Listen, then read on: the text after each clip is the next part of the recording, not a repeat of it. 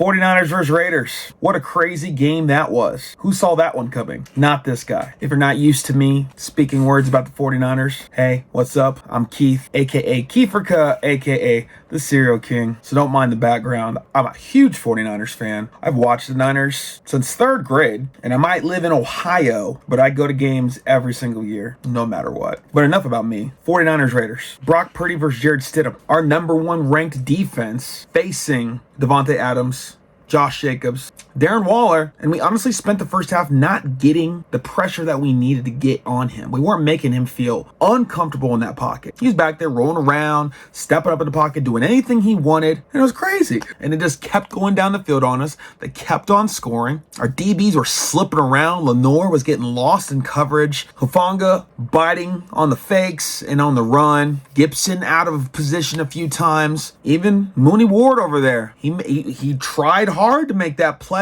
on Davante Adams, but Davante Adams is just too good, and that throw was perfect. Bosa in this game today, he didn't get a sack, but he was getting to the quarterback almost every single time. Eric Armstead was wrecking havoc. Kinlaw had a good game, or at least it seemed that way. You're gonna have games like this no matter how good your defense is, where you just don't stop anybody. And you have to rely still on your defense because you know they're good. The other team's offense is just in a really good rhythm, and there's nothing you can do about it, seemingly. And you got to rely on the fact that we're a good defense, we're a good team, we're going to make plays when it matters, and that's exactly what happened today. The Niners defense made plays when it mattered the most. They're in the 4th quarter, they're in overtime. Bosa, especially, was getting pressure, knocking his blocker into the quarterback, if not hitting him as he was throwing it up. And as we saw at the very end of the game,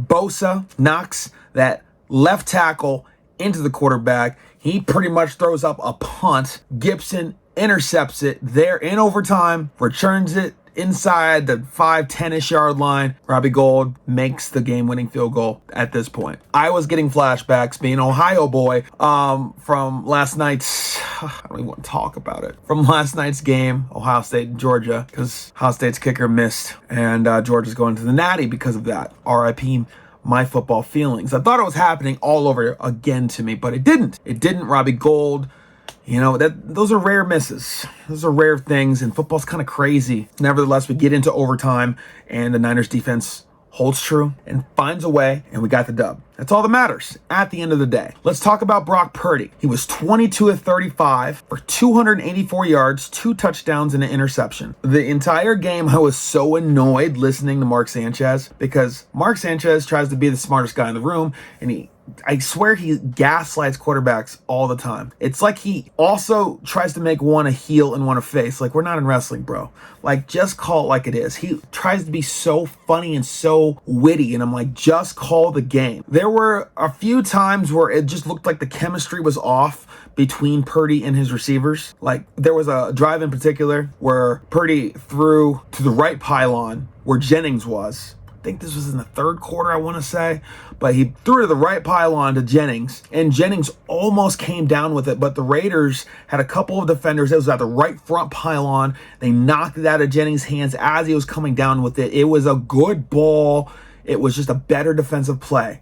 The next play, Kittle runs a route, takes an inside step, head is still inside, and the ball is coming to that front left pylon. Kittle gets his head around, but not quick enough. The ball bounces maybe 2 feet from him, and it was just a timing issue, Kittle not getting his head around issue. Nevertheless, it's like we had to settle for a field goal, and it's okay. But little things like that were happening, and Mark Sanchez would say things like, Brock Purdy's underthrowing his receivers. He's underthrowing his receivers. It's not even that he was underthrowing his receivers. It's that, for one, the offensive line was not blocking well for Purdy today at all. We lost Aaron Banks, our left guard. That's not a good time at all. So there was a lot of time where he couldn't step up into the pocket. He couldn't make the complete read of the field. And when he actually did have time to read the field, because most of the time he didn't, I truly believe he was getting his stint of happy feet and making quicker decisions than what he needed to because he was out of rhythm. He just was out of rhythm. There's a few times where if he would have just held onto the ball and scanned for maybe a half second longer, he had a dude wide open. He had Tyler Croft open there in the fourth quarter. He had Ray McLeod open in the fourth quarter on the same drive. But I think it was so ingrained in him you got to get his ball out because they're coming. And they were coming all day right down Main Street. They really were. So he couldn't step up into the pocket. So we had to get the ball out quickly. That's why a lot of his passes were checkdowns. The majority of his completions were under 6 yards. And it is what it is because we have people like Kittle and Ayuk and CMC. That's what we'll talk about next. But Purdy was making a lot of smart and safer reads today. That's why he went 25 of 32 for 284 yards. It was just a safer day. It was 8.1 yards per attempt average. That's fine. I can deal with that. The interception was kind of ugly. That one was where he needed to throw it to Kittle's right, and he threw it to Kittle's left, and that's where the defender was, and he got picked. Is what it is. He gave the receiver a chance to get it. Wasn't the best ball.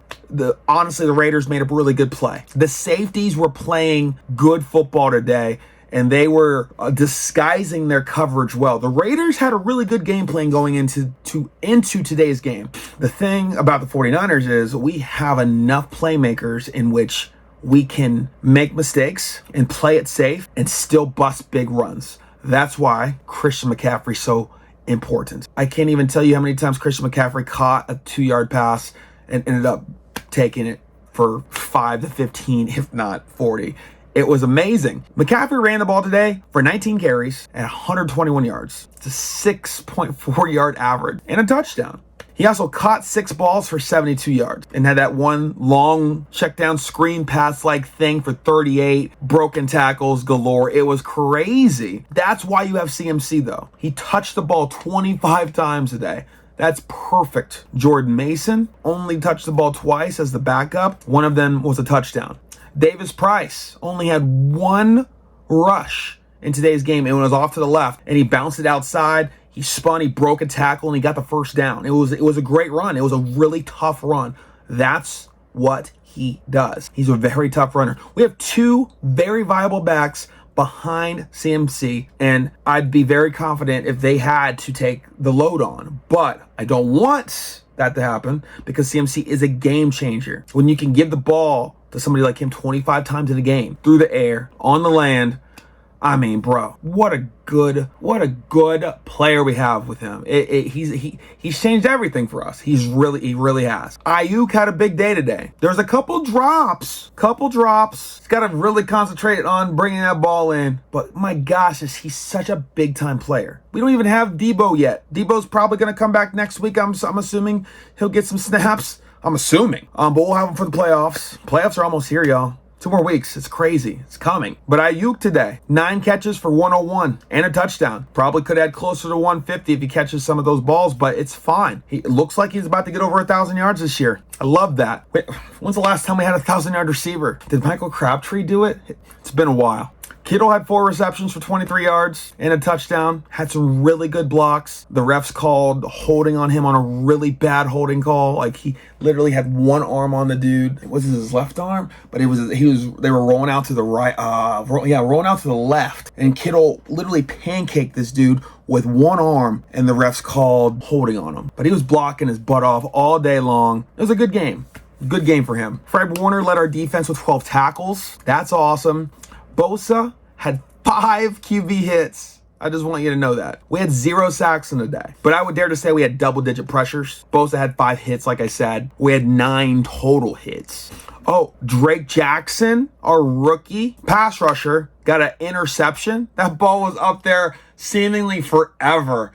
And he's athletic enough to jump up with contact, secure the ball. I think we only ended up getting a field goal out of that drive. It's okay. We needed every point that we could get. But Drake Jackson gets a pick. Gotta love it. Eric Armstead, that he was wrecking havoc in the middle of the field right there. Like he really was. Every single time you watched him, he was shedding blocks. Like we made that one goal line stand there early on in the game, and he literally bumped the guy off of him, shed the next blocker, and then made the tackle. Like, the whole D-line made the tackle. Like, Kinlaw, Bosa, Armstead. Oh, gosh, who else was out there? Kerry Hyder Jr. was on that play, too.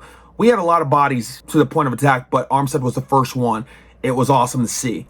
Our front four is pretty nasty, obviously. Our linebacking core, Fred, Dre, Al-Shaair, seemed like they didn't have the best day in the whole wide world. Though their tight ends were just kind of piecing us up. At least it seemed that way. Between Darren Waller and Foster Moreau, they had 6 catches for like right around 130 yards. And then obviously Devontae Adams rocked out against us, but he does that to everybody. 7 catches for 153 yards, 2 touchdowns.